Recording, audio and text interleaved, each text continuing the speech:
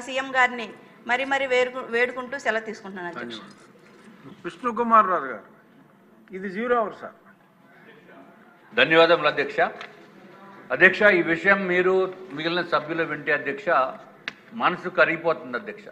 ఇది ఎంచేదంటే అధ్యక్ష, ఆంధ్ర రాష్ట్రంలో శాంతి భద్రతలు కాపాడటం గురించి హోంగార్డ్స్ కూడా పనిచేస్తున్నారు అధ్యక్ష. వారికి ఇదివరకు గౌరవ ముఖ్యమంత్రి నారా చంద్రబాబు నాయుడు గారు అధ్యక్ష 2014 నుంచి 19 మధ్యలో వాళ్ళకి 21,000 రూపాయలు జీతం కింద సవరణ చేయడం జరిగింది అధ్యక్ష. కానీ పాపం వాళ్ళ ఇంట్లో ఏదైనా ఫంక్షన్ కానీ, పిల్లలు పెద్ద మనిషి అయినా కానీ, లేకపోతే పెళ్ళిళ్ళు చేయాలని కానీ, అటువంటి పిల్లలు కనుక ఇంకా అటువంటి పరిస్థితి కనుక వాళ్ళకి ఏదైనా వస్తే అధ్యక్ష అల్లాడిపోతారు అధ్యక్ష. ఎందుకంటే వాళ్ళకి ఇచ్చిన జీతం సరిపోదు. 21,000 రూపాయలతోటి చాలని జీతంతో అధ్యక్ష వాళ్ళ విద్యార్థికుల అధ్యక్ష వాళ్ళ సెలక్షన్ కూడా ఇంటర్వ్యూస్ చేసి రిటర్న్ టెస్ట్ పెట్టి అన్ని విధాలుగా కూడా ఏదైతే పోలీస్ కానిస్టేబుల్స్ సెలక్షన్స్ ఉంటాయో ఆ విధంగానే సెలక్షన్ చేసుకోవడం జరిగింది అధ్యక్ష. ఇప్పుడు వాళ్ళ దురదృష్టం ఏంటంటే అధ్యక్ష వాళ్ళకి ప్రమోషన్స్ ఉండవు అధ్యక్ష. అట్లాగే ఏదైనా 2 రోజులు 3 రోజులు ఏదైనా అనారోగ్యం కారణంతో సెలవు పెడితే అప్పుడు కూడా జీతాలు ఇవ్వరు అధ్యక్ష. పెన్షన్ ఉండదు అధ్యక్ష. హెల్త్ స్కీమ్ లేదు అధ్యక్ష.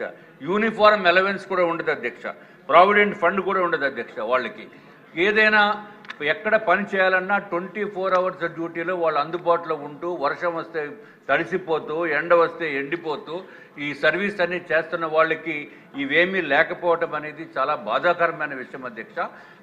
తమరి ద్వారా నేను రాష్ట్ర ప్రభుత్వాన్ని కోరుకుంటున్నది, ఏదైతే 21,000 రూపాయలు జీతం ఉందో దాన్ని కనీసం 30,000 రూపాయల కింద చేయవలసిన అవసరం ఉంది అధ్యక్ష. అట్లాగే అధ్యక్ష వాళ్ళకి ప్రమోషన్స్లో ఏదైతే కానిస్టేబుల్ సెలక్షన్స్లో కూడా వాళ్ళకి కొంత కోటా ఇవ్వాల్సిన అవసరం ఉంది అధ్యక్ష. ప్రమోషన్స్ కూడా ఉండేటట్టు చేయవలసిన అవసరం ఉంది అధ్యక్ష. అందరికీ తెలుసు ఈ రాష్ట్ర ప్రభుత్వము ప్రతి ఒక్కరికి కూడా ఇన్సూరెన్స్ పెట్టి వాళ్ళకి ఆరోగ్యాన్ని అందజేయటం అనేది రాష్ట్ర ప్రభుత్వ నిర్ణయం అధ్యక్ష. మొన్న కూడా 25 లక్షల రూపాయలు ఒక్కొక్క ఫ్యామిలీకి చేయటం జరిగింది అధ్యక్ష. వీళ్ళకేమో ఏమీ లేదు అధ్యక్ష, హెల్త్ స్కీమే లేదు. కాబట్టి వీరిని కూడా ఆ హెల్త్ స్కీమ్లో వచ్చేటట్టు చూసి వాళ్ళ ఫ్యామిలీకి కూడా ఒక 25 lakhs వరకు వాళ్ళ ఫ్యామిలీకి కూడా వచ్చేటట్టు చూడవలసిన అవసరం ఉంది అధ్యక్ష. అట్లాగే ఏదైతే వాళ్ళు రోడ్లపైన నిరంతరము కూడా కష్టపడి చేస్తున్నారు కాబట్టి వాళ్ళకి ఇన్సూరెన్స్ ఉండేటట్టు కూడా చూడవలసిన అవసరం ఉంది అధ్యక్ష. ఇదొక్కటే కాకుండా అధ్యక్ష పిఎఫ్ అయితే అది పెద్ద ఇష్యూ కూడా కాదు అధ్యక్ష. దీనిపైన మనసు పెడితే పిఎఫ్ ఇచ్చేదానికి కూడా అవకాశం ఉంటుంది అధ్యక్ష. పిఎఫ్ పెన్షన్ ఇవ్వాలి అనేది మీ ద్వారా నేను కోరుకుంటున్నాను అధ్యక్ష. ఇంకొక విషయం ఏంటంటే అధ్యక్ష 2004 సెప్టెంబర్ 1 తర్వాత అపాయింట్ అయిన రాష్ట్ర ప్రభుత్వ ఉద్యోగులు, పోలీస్ అధికారులకు కూడా అధ్యక్ష సిపిఎస్ స్కీమ్లో ఉంది అధ్యక్ష. అది కంట్రిబ్యూటరీ పెన్షన్ స్కీమ్ అమల్లోకి తీసుకొచ్చారు అధ్యక్ష. దీంట్లో భాగంగా ఇండివిజువల్స్ తర్వాత గవర్నమెంట్ వారు కూడా కంట్రిబ్యూషన్ ఉంటుంది అధ్యక్ష. ఈ పెన్షన్ దీని మూలాన పెన్షన్ ఎంత వస్తుందో తెలియనటువంటి పరిస్థితి అధ్యక్ష. అంటే మార్కెట్ ఇన్వెస్ట్మెంట్స్ని బట్టి దానికి పెన్షన్ వచ్చే అవకాశం ఉంది అధ్యక్ష.